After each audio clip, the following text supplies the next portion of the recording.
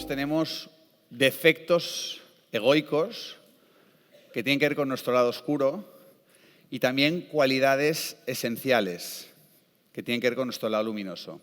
También aprovecho para deciros que también una de las razones por la que grabo este curso, y saludo a todos los del online, es porque recientemente he terminado mi último libro sobre Enneagrama, que lo publico en enero, escrito 15 años después, que le encantará conocerme, y también he modificado bastantes cosas del curso para intentaros aportar más valor y, por tanto, también digitalizarlo para que, oye, lo pueda ver cuantas más personas mejor.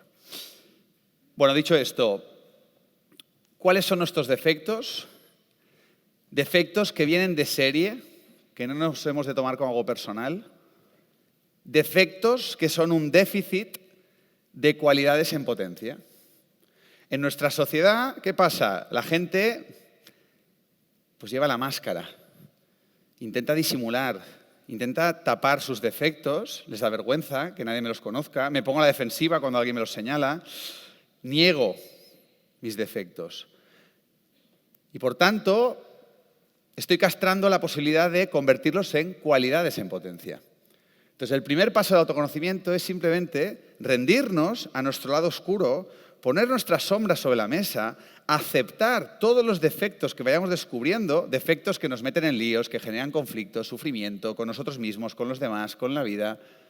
Una persona despierta, una persona consciente, no se escandaliza cuando alguien le señala uno de sus defectos porque se conoce perfectamente a sí misma y dice, sí, ya lo sé.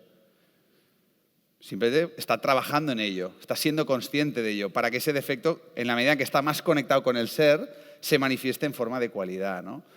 Por tanto, cuanto más sombra podáis abrazar, más fácilmente os vais a transformar, que es todo lo contrario de lo que pasa en esta sociedad. Pues las personas están estancadas, no crecen, no evolucionan, porque el ego las tiene secuestradas, el lado oscuro las gobierna y no aceptan, no asumen, no hacen autocrítica de algo que no hemos elegido, que viene de serie, que es estructural, que tiene que ver con el modelo mental con el que nacimos. Con lo cual, ¿para qué tomártelo en serio? Y tampoco nos hemos de vanagloriar de nuestras cualidades. También vienen de serie, son estructurales. Entonces, lo que hace que de repente estés más en el déficit, más en los defectos, es que estás más identificado con el ego. Es que vives más inconscientemente. Es que estás como más desconectado del ser. Y lo que hace que de repente pues, se manifiesten las cualidades es que vives más conscientemente, estás más conectado con más energía, estás más en contacto con el ser esencial y por tanto se manifiestan esas cualidades. La luz y la oscuridad habitan dentro de nosotros. No hemos de moralizar la sombra, no hemos de demonizar el ego, no es malo, ni tampoco hemos de idealizar la luz. No es buena, no, todo es neutro y necesario para quien lo vive. Hemos de aprender de nuestra sombra y hemos de honrar nuestra luz. Hay muchísima gente que tiene miedo a brillar, a tener éxito, y por eso se anula a sí misma, ¿no? Lo iremos viendo. Y hay gente que se regodea en su charca del lado oscuro y se perpetúa ahí como una víctima, ¿no? Con lo cual, al final, el autoconocimiento te ayuda a autogestionarte, a conocerte, a saber cuáles son tus cartas y a saberlas jugar, ¿no? Y luego ya, pues poco a poco vas creciendo y evolucionando y vete a saber hasta dónde llegas, ¿no? Por ejemplo, en mi caso, un defecto estructural es la ira. La ira, es decir, cuando estoy desconectado y sobre todo en el ámbito empresarial y de repente pasa algo que no es lo que esperaba y de repente encima, ostras, lo comento con la persona se pone a la defensiva, no hace autocrítica, hostia, se me dispara la ira, me ciega, ¿no? Y me sale ahí el monstruo que llevo dentro, la ira. La ira que además me abrasa, me quema, me hace sufrir. La ira es un déficit ¿de qué? De serenidad. Llamarlo como queráis, serenidad. Dentro de mí hay un océano de serenidad. Cuando estoy conectado, siento una serenidad que me lleva a aceptar la realidad tal como es, a aceptarme a mí mismo. La serenidad y la aceptación están hechas de lo mismo. Con lo cual, dentro de mí hay ira y hay serenidad. Las dos están totalmente unidas. ¿Por qué a veces sale ira? Porque estoy más desconectado, estoy más dormido, mira, por lo que sea.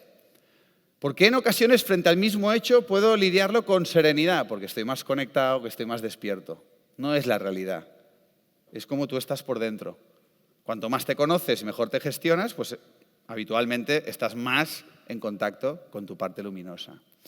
Otro defecto estructural muy heavy que me acompaña desde siempre, la exigencia, la autoexigencia. Tremendo, muy heavy. Y me olvido. Y por eso me da muy bien. Hostia, estuve un fin de semana con unos colegas, nos fuimos todos juntos y tal, y conviviendo un poco. Y hostia, cuando más interactúas con la gente, más te das cuenta de, ¿no? Que cada uno está viendo su propia realidad, ¿no? Y de lo puto exigente que soy. Es muy heavy, muy heavy. La exigencia es un déficit de aceptación. Fijaos que son primos hermanos, la ira y la exigencia, la aceptación, la serenidad. O sea, lo que más me gusta del eneagrama es que hay una coherencia estructural. Entonces, claro, cuando yo voy conociendo a la gente y me dice, no, sí, mi eneatipo es tal, pero esto no me veo mucho, y digo, hostia, no hay coherencia. Empiezo, sé que esto suena de talibán, pero empiezo a darle más validez al mapa, porque el ser humano me falla porque se engaña demasiado. Entonces, iréis viendo que hay una coherencia estructural brutal en vuestra personalidad. Y esa coherencia os va a ayudar a tomar decisiones en la medida que vayáis avanzando vuestro camino, ¿no? Ostras, sí, quiero menos ira. Ostras, pues, ¿qué me conviene practicar, no? Otro defecto estructural en mí, la prepotencia. La prepotencia, muy, muy heavy. Sobre todo cuando de repente, hostia, estoy compartiendo algo con pasión, demasiada pasión, que de repente de la pasión me voy a la vehemencia y veo que el interlocutor no lo ve, no está de acuerdo. Entonces hay una parte de mí pero dice, pero pavo, ¿qué más tengo que decir? Pero ¿cómo no estás de acuerdo conmigo, brother? Y no solo eso, sino que empieza a decir cosas que van en otra dirección y yo me lo tomo como algo personal, me siento juzgado. Y entonces, ¡buah, chaval! La prepotencia, un pequeño saltamontes. Y entonces de repente la lío, tal, mi mujer maravillosa empieza a tocar por aquí, como diciendo, Borja, la estás liando pardísima, tío, te vas a arrepentir. Yo, déjame, sé que es el ego, pero hoy se lo voy a decir. Y digo, pero coño, a veces, claro, hago directos o está grabado y digo, hostia, tío, cuidado, ¿no? La prepotencia es un déficit de humildad. De repente le hago un comentario por YouTube, Borja, me gusta mucho tu humildad. Yo, es muy difícil. Créeme que es muy difícil ser humilde cuando... Come on. Hostia, dices, pero Borja, ¿tú eres humilde o prepotente? Yo no lo sé. Porque os digo una cosa, os hago spoiler. No soy ni humilde ni prepotente, porque yo no soy mis defectos. Yo no soy el personaje. Yo no soy la personalidad. Soy la consciencia que es capaz de observar el yo, la personalidad. Esto ya es para un poquito más adelante, si queréis. Pero te vas desidentificando de ti. Ya no te pones tan a la defensiva. Ya no te bajas para abajo cuando te señalan los defectos, ni te vienes para arriba cuando te aplauden, porque te das cuenta de que tú no eres eso. Y claro, cuando tú eres capaz de observarte desde fuera, esa consciencia testigo neutra, impersonal, que es de la que hablan todos los místicos, claro, la mera observación de la persona, del personaje, empieza a tener unos cambios brutales, ¿no? En la manera en la que éste pues, se manifiesta. Venga, va, algún defecto que no haya salido, va. El odio. El odio es un déficit de amor, podríamos decir. Insisto, no hay respuestas correctas, ¿eh? Otro defecto, va. El perfeccionismo. Tengui. Una persona perfeccionista, que nunca es suficiente, ¿no? Siempre tal, es un déficit de aceptación. O sea, fijaos que ese perfeccionismo que tiene que ver con la exigencia, que tiene que ver con la ira, con la frustración, nos va a llevar a un par de palabras que hemos de practicar. La aceptación, la serenidad, ¿no? La humildad. Venga, otro defecto, va. Celos. Los celos son un déficit de... Por un lado, podemos hablar de seguridad, autoestima, pero luego hay una palabra muy bonita. ¿Quién la sabe? Compersión. Siempre cuando a alguien le digo poliamor. La compersión es cuando tú disfrutas viendo a tu pareja disfrutar con otro. No necesariamente tiene que estar ahí, marranos. Depende de tu pareja, está bailando, está guapísima o está guapísimo y ves como otra mujer, otro chico le desea y tú te alegras, pues decir, es que joder, es que es guapísima mi pareja. Mírala cómo disfruta. Nos pasa a todos, ¿verdad? Pues, coño, o sea, lo bonito del eneagrama es que te señala un potencial que está dentro, no digo que sea fácil ni difícil, pero los celos es una realidad más habitual porque estamos más en el ego. Y entonces desconfiamos, tenemos miedo a la pérdida, dependencia emocional, claro, se juntan muchas cosas. Y los celos son un síntoma. Son un síntoma de un viajazo que tienes ahí pendiente.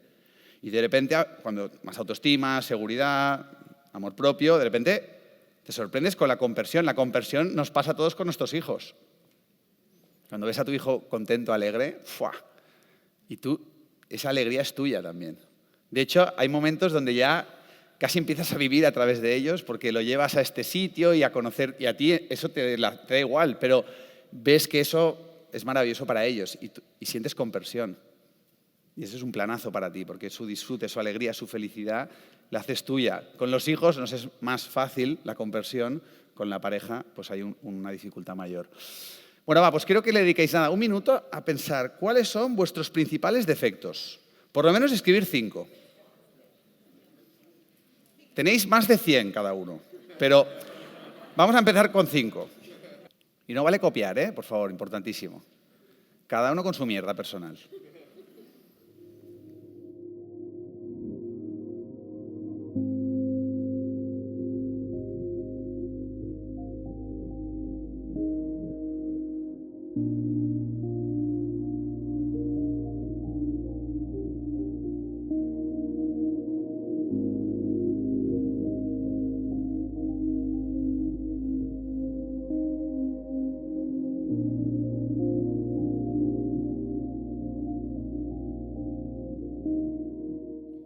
Cuando hayáis puesto los 5 defectos, ponéis una columna al lado e intentar descifrar cuáles son las cualidades esenciales que están señalando esos defectos.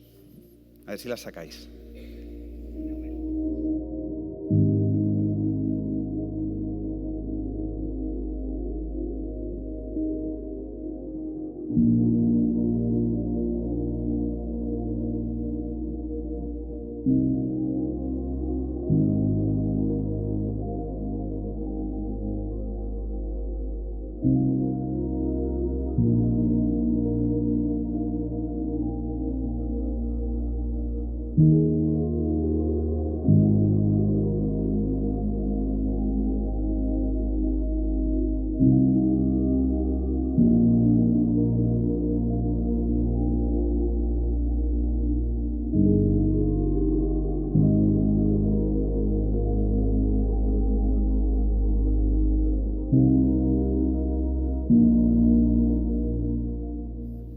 Ya veréis que cuanto más te duele escribir un defecto, más liberador va a ser.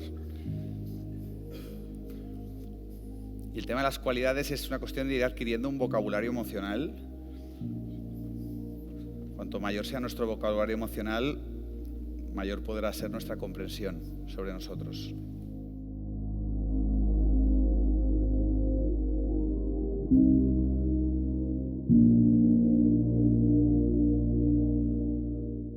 Y todos los ejercicios que vamos a hacer, las respuestas son tendencias de respuestas, porque estas respuestas van a ir evolucionando en la medida que nosotros vamos creciendo. Entonces, la idea es que mañana, cuando termine el curso, empieza el curso, y durante 3 meses quiero que sigáis profundizando y vayáis completando esta lista, hasta que llegue un momento que hayas examinado todos los rincones de tu propia alma. Venga, va, ¿algún defecto más que no haya salido? ¿Quién se anima? Crítico. Bueno, están saliendo mucho del 1, ¿eh? Crítico, una persona crítica.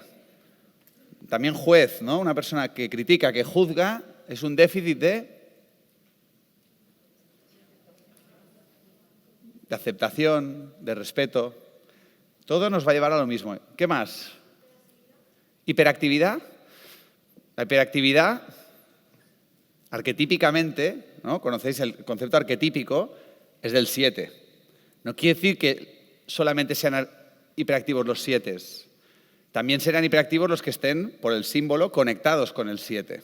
¿Vale? Y luego igual tú no estás conectado con el 7 y tienes algo de hiperactividad. Todos tenemos un poco de todo, ¿no? La hiperactividad es un déficit de calma, tranquilidad, presente. ¿Qué más? Indecisión, incredulidad, egoísmo. Una persona indecisa, también otra manera de verlo es ¿qué hay detrás de una persona indecisa? Inseguridad, desconfianza, ¿lo veis o no? Y por tanto, ¿cuál es la cualidad esencial? Decisión, seguridad, autoconfianza. Lo que más me gusta del eneagrama es que te hace un diagnóstico muy fiel, vamos a decir, del problema. Y si el problema está muy bien definido, está la solución implícita. Si tú eres consciente de verdad de tu sombra, de tu lado oscuro, del ego, vas a tener una claridad absoluta de cuál es tu camino a recorrer, de qué músculos has de entrenar, de qué cosas has de soltar. E incluso vas a tener un vislumbre de cómo serás, qué se manifestará a través tuyo cuando estés conectado con el ser. Porque todo eso está implícito, hay una coherencia estructural, ¿no? El egoísmo. El egoísmo, que es una palabra también que hemos de redefinir. El egoísmo. Vamos a llamar un egoísmo egocéntrico, porque egoístas somos todos. Todo lo que hacemos, lo hacemos por nosotros mismos. Pero hay cosas que hacemos que benefician a otros. Oye, yo soy egoísta, yo vengo aquí egoístamente. A mí me encanta dar cursos de eneagrama. De hecho, sigo haciéndolo. La razón principal es porque me encanta hacerlo. Hoy lo pensaba, estaba viniendo hacia aquí, no estaba conduciendo en la moto mientras estaba conduciendo, estaba pensando en vosotros. Y a ver quién coño vendrá a este curso. Me huele que muchos 6, no sé por qué. Luego lo veremos. Y digo, Borja, despierta, que estás conduciendo, ¿no? Y digo, hostia, es que, ¿cómo me apetece? Hay algunas cosas en mi vida profesional que no me apetecen, pero las hago porque sé que son importantes hacerlas por el impacto que van a tener. Pero hay otras que las sigo haciendo, como este curso, porque es que me encanta hacerlo, ¿no? Y llevo más de 15 años dando cursos sin parar, ¿no? Bueno, pero en fin, el egoísmo egocéntrico es un déficit ¿de qué? ¿Qué cualidad? Generosidad, altruismo. ¿Lo veis? Va, alguno más que no ha salido. Control, venganza. Mira, los 2 del 8. Control, una persona controladora, una persona manipuladora, ¿no? Una persona que... El control es un déficit de...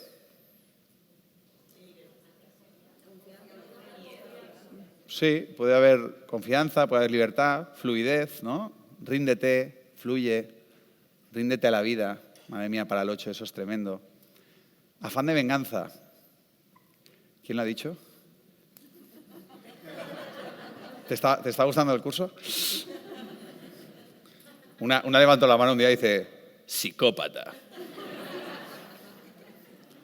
Y yo le digo, un aplauso para ella, hay que ser muy humilde, ¿sabes? Afán de venganza, ¿no? Claro, una persona que siente ese afán de venganza, y felicidades por decirlo, vamos a desentrañar, ¿no? Y corrígeme si suele haber culpa, suele haber rencor, suele haber una creencia que me ha hecho daño. ¿Lo veis o no?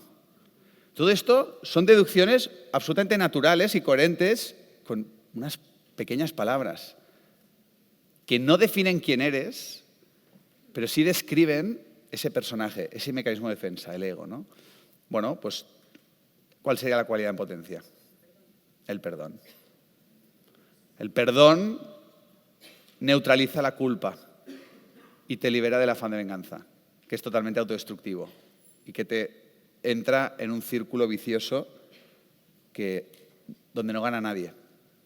Porque en el paradigma egoico en el que estamos, que es totalmente neurótico, enfermizo, cuando tú te vengas de alguien y le haces daño, el místico ¿qué te diría, tío? Lo que le haces a los demás te lo haces a ti mismo. Entonces sí, puede ser que creas que le has perjudicado, pero en el proceso te has perjudicado a ti mismo. Decía Shakespeare, cuidado con la hoguera que enciendes a tu vecino, no vaya a ser que te quemes en ella, ¿no? Entonces, por eso cuando te vas conociendo, te vuelves un poco hierbas, os va a pasar, ya os está pasando. Sois los hierbas de vuestro entorno, lo sabéis, ¿no? Tú dirás, no, mira, Borja, yo soy súper escéptico, tengo un máster en ciencia. No, es el hierbas de tu entorno. Pobre de ti que hayas dicho voy a un curso de enneagrama este fin de semana. Lo habéis dicho, ¿no? Y alguno incluso ya lo ha colgado en Instagram. Estáis liadísimos. Ahora mismo, que sepáis que en vuestro entorno han quedado una serie de personas que os conocen para hablar de lo que te está pasando. Y están dudando si hacer una intervention o no. Solamente quiero que lo sepáis. Pero gracias por contribuir al despertar de la conciencia. Somos muy poquitos, pero cada vez hacemos más ruido. ¿Sí?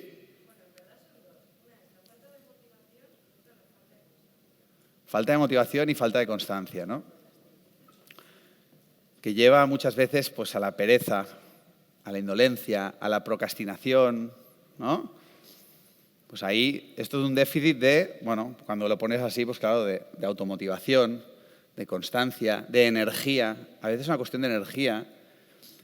Y si me permites, porque es muy 9 esta intervención, pues, ostras, ¿qué necesita el 9? Yo, autovaloración. Yo también valgo, yo también soy importante. Creer en ti mismo, ¿no? Y yo tengo algo que ofrecer, ¿no?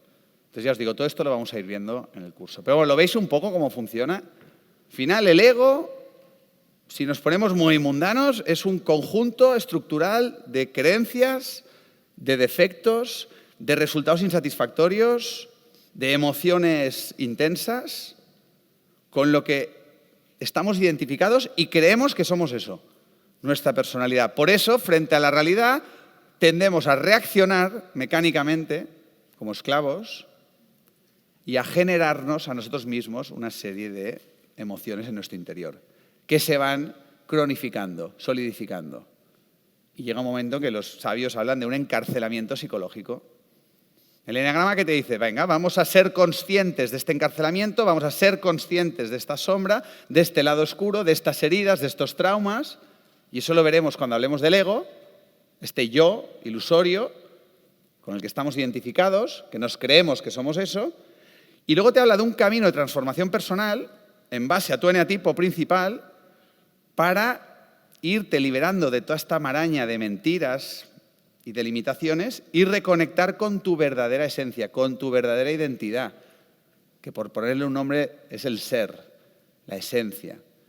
Y una serie de cuestiones que hemos de incorporar en nuestro día a día para vivir lo más conectados posibles y de forma natural, sin hacer nada, empiezan a manifestarse estas cualidades esenciales, estas percepciones más sabias de la realidad. Y nada ha cambiado, pero todo ha cambiado porque ha cambiado mi forma de ver, mi forma de interpretar. Y este camino no es lineal.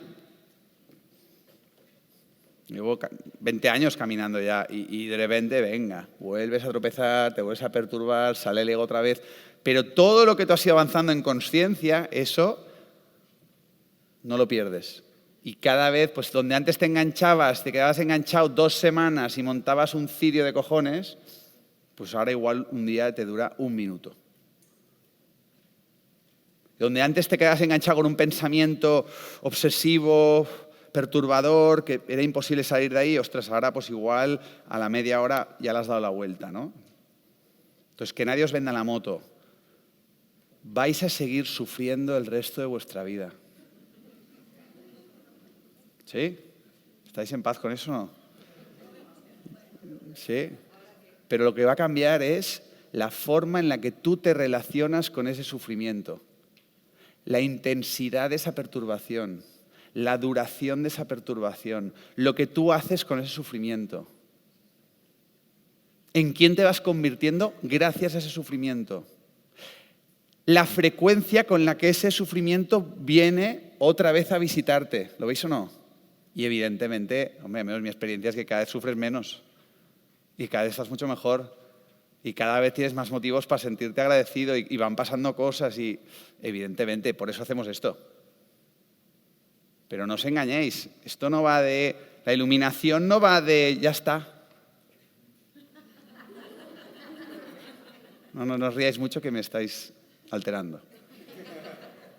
La iluminación es un estado de conciencia que está aquí y ahora, que simplemente, ¡pum!, un poco, ¡pum!, verte desde fuera.